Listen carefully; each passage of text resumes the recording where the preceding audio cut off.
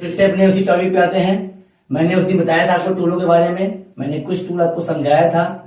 आगे बाकी बचे हुए टूल जो हैं उनके बारे में मैंने पहले से ब्लैक बोर्ड पे बना दिया है, इसको ध्यान से देखिए, ठीक है। इनका मैंने कुछ आइकॉन बना दिया था, मैंने बताया था आपको कि कुछ ऐसे होते हैं क्योंकि विंडोज 7 में बेटा कुछ चीजें ऐसी होती जो आइकॉन के रूप में मिल जाता है आपको, आइकॉन के रूप में, ठीक है। मैंने कुछ बनाए हैं आइकॉन, उनके बारे में बता दे रहे हैं कि इनका क्या काम है। लगभग ऐसे आप लोग उस पर काम वर्क कर रहे हैं, आपको इसकी जानकारी हो गई कि कौन सा क्या काम करता है, कि हम फिर बता दे रहे विस्तार से। देखिए बेटा, इसे एक बना होगा जो आपके होम टैब के नीचे ही होगा, इसे हम कहते हैं पेस्ट। पेस्ट का मतलब होता है चिपकाना। इसका काम कब करता है? जब कोई चीज हम कट करते हैं या कॉपी करते हैं तब इसका प्रयोग हम करते हैं, इसे कहते हैं पेस्ट। इसका एक शॉर्टकट की भी है बेटा, Ctrl+V, आप प्रेस कर देंगे तो ये इतना काम कर जाएगा। लेकिन कब करेगा? जब कोई डॉक्यूमेंट या कोई ड्राइंग एरिया को कॉपी करेंगे या पेस्ट, ठीक है, कट करेंगे तभी ये कार्य करेगा, ठीक है। उसके बाद ये आपका है मैग्नीफायर। इसका प्रयोग अधिकतर लोग करते हैं कब? जैसे मान लीजिए कोई और ड्राइंग कर रहे हैं तो अगर कहीं कट है, उसमें रंग को फिल कर रहे हैं तो आपका रंग आउट जा रहा है, तो इससे आप जूम करके अपने इमेज को आप देख सकते हैं। इसका एक भाषा में कर सकते हैं जूम। जूम जानते होंगे, जूम प्लस करता है और माइनस करता है, नहीं घटाता बढ़ाता है, इसका काम यही होता है मैग्नीफायर। इसका नाम है मैग्नीफायर टूल, ठीक है। अगला देखिए, इसका नाम है सेलेक्ट। इसका काम क्या होता है? जैसे मान लीजिए आपने पेंट एरिया में एक कोई मकान तैयार किया है, एग्जाम्पल दे रहा हूं, समझ जाइए। तो आप चाहते हैं कि ये मकान हमारा यहां से यहां चले जाए, तो इस सिलेक्शन को लेंगे तो ऐसे स्टार जैसा बन जाएगा। फिर आपको इसको सेलेक्ट करना है और इसको सेलेक्ट करने के बाद चारों कोनों पे अपने आप ही क्या करेगा, उस पेज से क्रॉप कर देगा। फिर आप उसको इस टूल के माध्यम से आप इसको मूव कर सकते हैं, यहां से वहां कर सकते हैं। इसका नाम है सिलेक्शन। इसके नीचे एक एरो दिया है, इसका मतलब ये होता है कि ये सिलेक्शन जो करता है ये रेक्टेंगल में भी करता है, मतलब सर्कल में भी करता है, जैसा आप चाहे कस्टमाइज हिसाब से यहां से कर सकते हैं। इसका नाम है सिलेक्शन, यानी चुनना, चुनना यानी कोई भी चीज, चाहे इमेज हो, टेक्स्ट हो, या मतलब ड्राइंग में कुछ भी हो, उसको आप इसके माध्यम से कॉपी कर सकते हैं। एक बार देखिए, अगला है रिसाइज। ये सबसे महत्वपूर्ण चीज है, ये बेटा सबको नहीं आता है।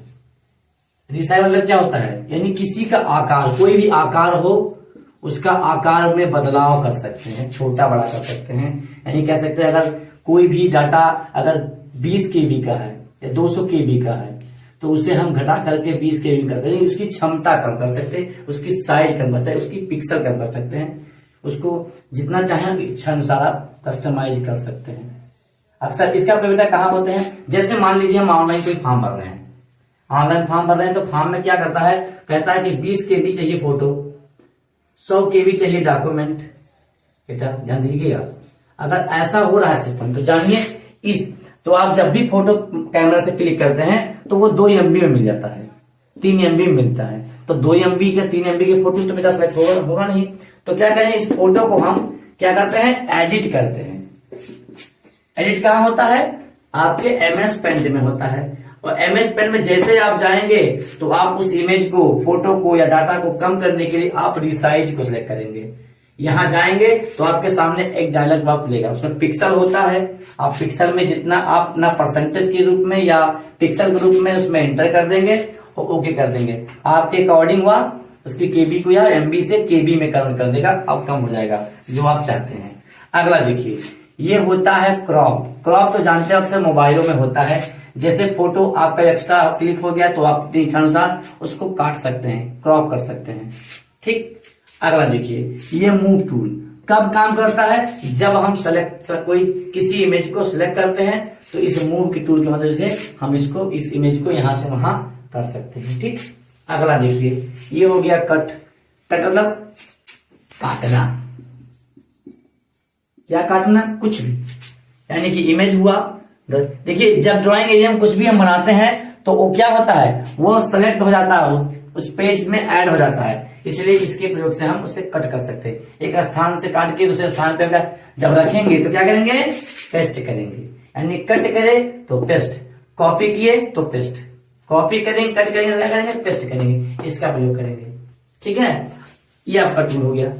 इन्हीं के बारे में बताना था मुझे, मैंने आपको बता दिया। एक बार इस पर आप प्रैक्टिस कर लीजिएगा, जो पिछला बताया था वो ये ये आपका पेस्ट है, ये आपका मैग्नीफायर है। इसका काम क्या होता है? कट कॉपी किए गए कोई भी डॉक्यूमेंट या टेक्स्ट या इमेज को वह पेस्ट करता है। ठीक है, ये आपका मैग्नीफायर है, इसका काम होता है जूम करना, चाहे टेक्स्ट को या पेज को। इसका काम है सिलेक्शन, इसके माध्यम से आप इमेज को अपने अनुसार चाहे वृत्ताकार में या आयताकार में इसको सेलेक्ट करके आप यहां से वहां कर सकते हैं। इसका काम है रिसाइज। देखिए साइज मतलब होता है आकार, रिसाइज यानी साइज को आप घटा बढ़ा कर सकते हैं, यानी इंक्रीज कर सकते हो, डिक्रीज, ठीक है, घटा बढ़ा सकते हैं इसके माध्यम से। इसका मतलब होता है क्रॉप, इमेज को काटना, ड्राइंग को काटना। जैसे मान लीजिए आपने पूरे पेज पर बनाया ड्राइंग और आप चाहते हैं कि वो पेज हमारा इमेज छोटा हो जाए, तो आप इस क्या करेंगे, इस सिलेक्शन से सेलेक्ट करेंगे और उसको ये टूल बन जाएगा, आप एरो से उसको घटा बढ़ा सकते हैं। ठीक है, ये चीज आप कर सकते हैं। ये आपके सारे टूल हो गए। तो चलिए आपको हम इसके आगे बताते हैं। चलिए ये तो हो गया पेंट के बारे में। इसको आप करते रहिए। कब तक करना है? जब तक आपका हाथ सही ना हो जाए। चलिए ये हो गया आपका पेंट के बारे में। अब जरूरी बात बता दे रहे हैं जो बहुत ज्यादा जरूरी है कंप्यूटर के लिए। कंप्यूटर प्रैक्टिकल करना जरूरी, साथ साथ कंप्यूटर पढ़ना जरूरी होता है। हाँ, एक विशेष बात सुनिए बच्चे, कहना ये है कि जो बच्चे शेप टूल और कई टूलों का प्रयोग करके पेंट में काम करते हैं, जैसे घर बनाना हुआ तो आपने रेक्टेंगल ले लिया, ट्रायंगल ले लिया, ठीक है, उसके माध्यम से आप बनाते हैं। ऐसा नहीं, आपको अपना माउस को सेट करना है तो आपको ये टूल, आप पहचानते होंगे कौन सा टूल है, इस टूल से आपको बनाना है। यानी क्या होता है ये, हम हिंदी में लिख दें ताकि जल्दी समझो आप लोग। क्या है ये? पेंसिल। जब आपको पेंसिल चलाना आ जाएगा माउस के माध्यम से तो समझिए कि माउस में आप एक्सपर्ट हो गए और पेंट में जानकार हो गए। अगर आपको चूहा बनाना है तो आप पेन से बनाएंगे, शेप से नहीं बनेगा। ठीक है, तो चूहा बनाना आपको इस तरह से आना चाहिए, तो समझिए आप जानकार हो गए। और इतनी स्पीड से एकदम एग्जैक्ट बनना चाहिए। देखिए मैं पेन ही लिया हूं, जैसे मैंने यहां बना दिया ना वैसे आपको माउस से बनाना चाहिए। माउस से ही माउस बनाइए, ठीक है, तब तैयार होगा। तो एक ध्यान दीजिएगा, आप लोग क्या करिएगा, नेक्स्ट क्लास में जब पढ़ाऊंगा तो जो आपके सोहम सर जाएंगे तो सभी बच्चों का सिस्टम में उनके नाम से पेंसिल से बना हुआ ड्राइंग देखेंगे, तब तो हम मानेंगे कि आप लोगों ने हमारा वीडियो देखा और इस पर अमल किया। ठीक है, चलिए आते हैं नेक्स्ट टॉपिक पे जो बहुत जरूरी है। क्या जरूरी है? कंप्यूटर के बारे में कुछ जानना। ठीक है, चलिए क्या जानना है? मैंने बताया था उस स्टार्टिंग में पहले एपिसोड में, fundamental of computer. Fundamental of computer. क्या करें, कंप्यूटर बेटा इंग्लिश में ही होता है, इसलिए इंग्लिश में बोलना पड़ता, आ जाता है। प्रयास करते हैं हिंदी में बताएं। ठीक है, एक भाषा में कह सकते हैं कंप्यूटर का इतिहास कर सकते हो। कंप्यूटर का इतिहास कह सकते हो। ठीक है, उनका अतीत कह सकते हो, अतीत कह सकते हो। ठीक है, कि कंप्यूटर आया कैसे, लाया क्यों गया, किस लिए लाया गया, उसके लाने का कारण क्या है, इसमें कौन कौन से यंत्र लगे, किस तरह से बना, कौन बनाया, ये जरूरी होता है। ठीक है, चलिए ये होता है। हम आपको बता दे रहे हैं कि कंप्यूटर, देखिए कंप्यूटर के भी हर चीज का एक होता है पीढ़ी, उनके होते हैं प्रकार। हाँ, एक जरूरी बात आपको बेटा बताना चाहिए कौन सा कंप्यूटर कहाँ प्रयोग होता है। ठीक है, हम लोग एक भाषा कह सकते हैं kinds of computer. Kinds of computer, इसका मतलब ये होता है कंप्यूटर के प्रकार। एक होता है type of computer, type of computer, ये भी अंतर हो गया। ठीक, इन दोनों में अंतर है, लेकिन हम आपको ये बताने जा रहे हैं काइंड्स ऑफ कंप्यूटर, और ये भी बताऊंगा टाइप्स ऑफ कंप्यूटर, दोनों में अंतर क्या है। चलिए विशेष रूप समझिए, क्योंकि अक्सर आप जब भी फील्ड में निकलेंगे तो लोग आपसे कंप्यूटर के प्रकार पूछेंगे कि कंप्यूटर के प्रकार बताइए। तो कंप्यूटर प्रकार दो तरह में है। ठीक है, तो पहले ये बता दे रहे हैं, फिर ये बता दे रहे हैं। हम दोनों के एक बीच में एक लाइन कर रहे हैं, डिस्टिंग्विश बीच में। देखिए, एक बता रहा हूं टाइप और एक बता रहा हूं काइंड्स। अंतर देखिएगा, अब टाइप क्या होता है, देखिए आप जो कंप्यूटर का टाइप देखिए, आपने पढ़ा होगा, एक कहते थे पीसी, क्या कहते थे पीसी, इसका नाम क्या है माइक्रो कंप्यूटर, क्या कहते थे माइक्रो कंप्यूटर। पीसी क्यों है, क्योंकि माइक्रो कंप्यूटर छोटा होता था, आप आसानी से कैरी कर सकते हैं, इसलिए इसको प्यार से लोग नाम पर्सनल कंप्यूटर भी कह दिए, क्या कह दिए पर्सनल कंप्यूटर, पर्सनल कंप्यूटर भी कहा गया इसको, शॉर्टकट में हम इसे पीसी भी कहते हैं। ये हो गया आपका पहला। दूसरा दिख क्या है, दूसरा आपका होता है मिनी, क्या होता है मिनी कंप्यूटर। तीसरा क्या होता है main frame computer, main frame computer. चौथा क्या होता है सुपर कंप्यूटर। अब बेटा एक और आ गया है आज के जनरेशन, लोग कहते हैं 5th जनरेशन, वो हो गया है माइक्रो प्रोसेसर, माइक्रो प्रोसेसर। इसको हम बेटा होल्ड रखते हैं। मैंने 4 की बात किया है, 4 बताऊंगा। आगे देखिए, अब आ गया kinds of computer. Kinds of computer क्या होता है, पहला देखिए, पहला होता है आपका एनालॉग, यानी घड़ी के माध्यम से। घड़ी जानते हैं क्या होता है घड़ी, घड़ी ठीक है घड़ी। दूसरा क्या होता है डिजिटल माध्यम से, डिजिटल कंप्यूटर भी कह सकते हो। तीसरा क्या होता है हाइब्रिड, जैसे आलू गोभी हाइब्रिड होता है बेटा, ऐसे ये भी हाइब्रिड होता है, इसका भी हाइब्रिड बन गया है, ठीक है। अब इन दोनों के बारे में हम समझा दे रहे हैं। मार्केट में जब भी आप चलेंगे, कोई आपसे बात पूछ लिया कि कंप्यूटर टाइप ऑफ कंप्यूटर बताइए, तो कह दीजिएगा कंप्यूटर के 4 प्रकार होते हैं, लेकिन अब 5 हो गया है। कौन कौन सा है, पहला है माइक्रो कंप्यूटर, लोग प्यार से इसे पीसी कहते हैं, यानी पर्सनल कंप्यूटर। दूसरा आपका है मिनी कंप्यूटर। तीसरा आपका है मेन फ्रेम कंप्यूटर। चौथा आपका सुपर कंप्यूटर, और आपका 5वां है माइक्रो प्रोसेसर।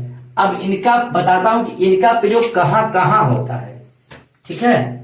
अब देखिए, अब तो देखिए जमाना डिजिटल हो गया है, बदल गया, जमाना आगे चल गया है, हर चीजें बढ़ती जा रही हैं, टेक्नोलॉजी बढ़ती जा रही है। मैं आपको इसका इतिहास बता रहा हूं, इतिहास मैंने क्या कहा है, इतिहास बता रहा हूं। तो पहले जब कंप्यूटर आया पर्सनल, इस पे एक समय में, इसमें एक समय में एक व्यक्ति कार्य करता है, उसे हम कहते हैं पर्सनल। इसका मतलब देखिए, पर्सनल उसे कहते हैं जिसका व्यक्तिगत रूप से उसका चीज हो, उसे कहते हैं पर्सनल। दूसरा क्या होता है मिनी कंप्यूटर, इसका प्रयोग अक्सर फैक्ट्रियों में की जाती है। कौन सी फैक्ट्री, लघु उद्योग वाले, जहां पर एक समय में 10 से 12, 15, 20 लोग, 50 लोग कार्य करते हैं, उससे हम मिनी कहते हैं। ये फैक्ट्री नहीं है, लेकिन फैक्ट्री के तरह, मतलब एक छोटा सा काम होते, उसे हम मिनी कहा। जैसे मिनी बस देखे हैं, बस भी होता है, एक मिनी बस होता है, क्योंकि मिनी बस में भी लोग संख्या में आते हैं, और वो बस में भी आते हैं, तो बस बड़ा हो गया, मिनी हो गया। तो इसमें इसका प्रयोग अधिकतर कहा होता है, फैक्ट्रियों में की जाती है, उद्योग चीजों में की जाती है। अगला आपका क्या है मेन फ्रेम कंप्यूटर। इनका प्रयोग बड़े बड़े फैक्ट्रियों में की जाती थी, बैंकों में की जाती थी। जैसे एक होस्ट बनाते थे, जैसे मान लीजिए एक सीपीयू हो गया, इससे होस्ट बना के 1 कंप्यूटर, 2 कंप्यूटर, 3 कंप्यूटर, इसे कहते थे टोपोलॉजी कहते थे, सर्कल टोपोलॉजी, बस टोपोलॉजी जैसे बना करके एक सीपीयू के माध्यम से सब होता था। क्योंकि पहले इंटरनेट नहीं था, तो क्या होता था कि मान लीजिए एक बैंक है, क्या है एक बैंक है, तो बैंक के मैनेजर के पास सीपीयू रखा हुआ है, यहां से कैशियर के पास सिस्टम गया, यहां से जिनके भी विभाग हैं सब में एक सिस्टम गया। देखिए बेटा जुड़ा इसमें है। तो क्या होता था पहले, यहाँ फीडिंग होता था। मान लीजिए खाता में पैसा जमा किया गया, फीडिंग किया, तो आपको उस समय बताते नहीं थे, तो क्या करते थे, क्योंकि एक ही डाटा की एंट्री की जाती थी। फिर क्या करता था ये कुछ आपके वही अकाउंट नंबर डालता था और खोलता था और प्रिंट करता था, ठीक है। नेट नहीं था, क्योंकि जो भी डाटा कर रहे हैं कहाँ स्टोर हो रहा है, यहां हो रहा है। तो आसानी से हम इनकी बनाई गई डाटा को देख सकता है, ये भी और ये भी। इसलिए बैंकों में जब बैंक बंद होता था, तो एक बंद होते समय एक बैकअप, क्या होता था, बैकअप ली जाती थी। उसकी एक जो होता है आपका पेनड्राइव होती थी, कोई डाटा होता था जिसमें हम डाटा को पर डे मैनेजर जो बैंक के हुनर होते थे वो रखते थे, क्योंकि ये टेक्नोलॉजी तब नहीं थी, इसका प्रयोग करते थे, ठीक है। इसीलिए तो लोग पकड़ नहीं पाते थे कि अगला अगर फीडिंग कर रहा है तो कैसे ये जान गया कितना पैसा मैंने जमा किया। क्यों? क्योंकि डाटा यही इकट्ठा हो रहा था। अब इंटरनेट का जमाना हो गया है, अब आप फीडिंग कहीं से करिए, आप अपने जाकर के गूगल से माध्यम से मांग सकते हैं, हमारा डाटा दीजिए, डाटा आपको मिल जाएगा। बस कहना है आपको, हिंदी में कहिए, भोजपुरी में कहिए, डाटा मिल जाएगा। तो ये बेटा पहले का अति आपको है। उसके बाद आपका आता है सुपर कंप्यूटर। इसे बेटा एक भाषा में हम वैज्ञानिक कंप्यूटर भी कहते हैं। इसका प्रयोग अक्सर वैज्ञानिक लोग ही करते हैं, जैसे नासा के लोग हुए, साइंटिस्ट हुआ, कोई किसी का रिसर्च करना हुआ, लेबोरेटरी में भी इसका प्रयोग होता है। जितने कंप्यूटर उसमें सब पे सुपर होगा। और जिसे कंपनी आती है आईबीएम कंपनी आती है, इसका नाम है इंटरनेशनल बिजनेस मशीन, ये कंपनी है, ठीक है। एक होता है पेंटियम होता है, आईबीएम होता है, ये सब कंपनियां हैं जो बनाती है, प्रोसेसर बनाती है, माइक्रो प्रोसेसर होती हैं। तो ये कंपनी ये बहुत कॉस्टली आती है। इसका प्रयोग कौन करता है? वैज्ञानिक करते हैं। आपसे कोई पूछ ले तो कहिएगा वैज्ञानिक करते हैं। जैसे मिसाइल टेक ऑफ करना हो, कोई सी कैसे करना हो, जो चंद्रयान गया था ना, उसमें भी इन्हीं कंप्यूटर का इस्तेमाल किया गया था। क्योंकि इसका प्रयोग हम इसके बारे में जानेंगे जब आप बड़े होंगे, आपका एक लक्ष्य होगा, तो जब भी इस फील्ड में दौड़ेंगे तो आपको इसी कंप्यूटर से सामना करना होगा। लेकिन अब लेटेस्ट हो गया, जमाना चेंज हो गया, अब क्या आ गया है? Micro processor. वो सब चीजों का एक सब में क्या कर दिया? एक निचोड़ बना के एक नया कर दिया, ठीक है। अब देखिए इन सब के बनने के योगदान में कुछ चीजें और भी बदलाव की गई। इनकी भी क्या है? जनरेशन है। क्या कहते थे? पीढ़ी तो आप जानते हो बेटा क्या होता है? पीढ़ी, हर चीज की पीढ़ी होती है। ये मैंने इनका प्रकार बताया और ये भी प्रकार। अब देखिए ये तो समझ में आ गया। अब इस पे आते हैं। अब देखिए ये आपका क्या है? एनालॉग मीन्स क्या होता है? घड़ी के माध्यम से। आपको पता है इनका प्रयोग कहाँ कहते हैं? आपको पता है कंप्यूटर इन्हीं के भरोसे चलता है। अगर ये नहीं होगा तो कंप्यूटर एक क्षण भी नहीं चलेगा। आज भी कंप्यूटर क्यों? अब बता रहे हैं। देखिए आपको पता है कंप्यूटर में जो भी पार्ट लगे होते हैं सारे इलेक्ट्रॉनिक होते हैं, कंपोनेंट्स होते हैं जो हीट करते हैं, क्योंकि इसमें इलेक्ट्रिक जाता है, वो कंप्यूटर हीट करता है, ठीक है। तो हीट करता है, तो हीट होने पे क्या करना चाहिए? उसे ठंडा भी होना चाहिए। तो ठंडा के लिए, गर्म ठंडा के लिए नापने के लिए क्या करना होता है? उसमें कहते हैं दबाव, उसका दाब यानी प्रेशर। क्या होता है? प्रेशर, टेम्परेचर यानी ताप। दाब और ताप को नापने के लिए हम इनका प्रयोग करते हैं। कंप्यूटर कैसे बताएगा कि मैं गर्म हो रहा हूं, ठंडा हो रहा हूं? तो ये एनालॉग के माध्यम से। देखिए आपकी एक सीपीयू खोलिए बेटा, सीमास बैटरी लगी होती है, वो क्या करता है? वो आपके एनालॉग को, उसका काम ही है घड़ी को जिंदा रखना, प्रोसेसर जिंदा रखना, ठीक है। वो प्रेशर को क्या कहते हैं? आपकी इस चीज को एक्टिव रखता है ताकि दाब और ताप दोनों को मेंटेन रखें, इसीलिए इसका प्रयोग है। अगर कंप्यूटर को हीटिंग कम ना किया जाए थर्मल पेस्ट के माध्यम से, या जो भी आपका होता है वो ना लगे, तो क्या करेगा? वो ठंडा नहीं करेगा। तो इसका यही काम होता है, हर कंप्यूटर में मिलता है। कैटलॉग के बीच में आपको एनालॉग मिलता है। अगला क्या है? डिजिटल। तो कोई पूछ ले कि एनालॉग का काम क्या होता है? एनालॉग कंप्यूटर का प्रेशर यानी दाब और ताप, टेम्परेचर और प्रेशर को ही नापता है। उसी के माध्यम से कंप्यूटर की स्पीड को डिपेंड करता है। कंप्यूटर हैंग कर रहा है तो कारण क्या होता है? उस पर प्रेशर, दाब पड़ता है और ताप पड़ता है, तभी कंप्यूटर आपका स्लो और तेज चलता है इसके माध्यम से। तो इसको हमें मेंटेन रखना है। दूसरा क्या है? डिजिटल। अब आपको पता होगा कि सुई के जमाना खत्म हो गया। क्या हो गया? अब डिजिटल। मान लो पहले क्या है? 12 बजता था इस तरह से, अब कैसे 12 बजता है? 12 ऐसे बजता है। तो क्या हो गया? जिसमें डिजिटल हो गया। इनका प्रयोग क्या करते हैं? इसके प्रयोग क्या प्रयोग होते हैं? किसमें करते हैं हम? इसके स्पीड पे। किस पे? स्पीड पर। और किस पर? वर्क पर। और किस पर? एक्टिव पर। बात समझ आया कि नहीं? ये क्या कहता है? कभी आप एग्जांपल दे रहा हूं, आप मोटरसाइकिल देख लीजिए। मोटरसाइकिल में जो गाड़ी भागती है, क्या है? जब भागती है तो प्रेशर देते हैं, तो सुई होती है भागने के लिए। लेकिन जब गाड़ी की स्पीड नापी जाती है तो डिजिटल में नापी जाती है, ठीक है। जब हम अपने एक्सीलरेटर को घुमाते हैं, क्योंकि हम दाब दे रहे हैं, दाब में सुई, लेकिन क्या कहते हैं? जब किसी की स्पीड नापी जाती है तो डिजिटल में ही नापी जाती है, ठीक है। इस तरह से ये आपका डिजिटल है। इनका प्रयोग होता है, इनके स्पीड और वर्क को ही यह नापता है। इसलिए इन दोनों, फिर क्या हुआ, जमाना चेंज हुआ तो इन दोनों को मिला दिया गया। अब देखिए गाड़ी, पहले गाड़ी आती थी उसमें होती थी केवल मीटर होता था, माइलोमीटर। अब क्या है, डिजिटल एनालॉग दोनों आता है। क्या आ गया अब, हाइब्रिड। ठीक है, इनके माध्यम से हम सिस्टम का वर्क होता है, इसमें एनालॉग भी होता है और डिजिटल भी होता है। तो अगर आपसे कोई पूछे कि बेटा कंप्यूटर के टाइप क्या है और काइंड्स क्या है, तो दोनों आप इसी प्रकार से बता दीजिएगा। वैसे फील्ड में बहुत से टीचर मिलेंगे, अलग अलग बात बताएंगे। ठीक है, तो एक कंप्यूटर का सागर इतना बड़ा है बेटा, सबकी बात सत्य होती है, किसी की बात असत्य नहीं होती है, अपने जानकारी के अनुसार सबको बताता है। ठीक है, तो इसको आप लोग अपने कॉपी में नोट कर लीजिएगा। ठीक है, बाकी कल आपको हम अगले क्लास में आपको कंप्यूटर की पीढ़ी यानी जनरेशन ऑफ कंप्यूटर की पीढ़ी बताएंगे कि पहला कंप्यूटर कब बना, किसने बनाया, बनाने का उद्देश्य क्या था। ठीक है, उनकी कितनी पीढ़ियां हैं, उनके बारे में सन के साथ में आपको हम बताएंगे। इसी के साथ क्लास को समाप्त कर रहे हैं।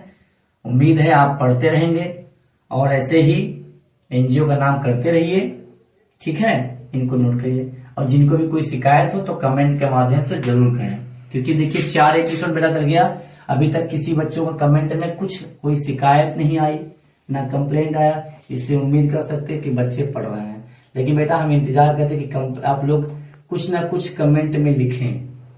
इससे क्या होगा, मुझे अंदाजा होगा, क्योंकि मुझे भी अभिमान होने लगेगा ना कि मैं अच्छा पढ़ाता हूँ। ठीक है, तो आप लोग थोड़ा सा कमेंट करेंगे, जहां पर समझ नहीं पाए उन कमियों को सुधारूंगा, प्रयास करूंगा। और क्या करें, कमरा थोड़ा सा कंजस्टेड है, यहाँ आवाज में इको आता है और कोई बात नहीं है। बाकी इस चीजों को नोट कर लीजिएगा। कुछ समस्या हो तो कमेंट के माध्यम से कह दीजिएगा और अधिक से अधिक लाइक करिए, कमेंट करिएगा, शेयर करिएगा, ताकि नेक्स्ट अगली वीडियो को मिलती रहे। इसी के साथ जय हिंद, जय भारत, नमस्कार।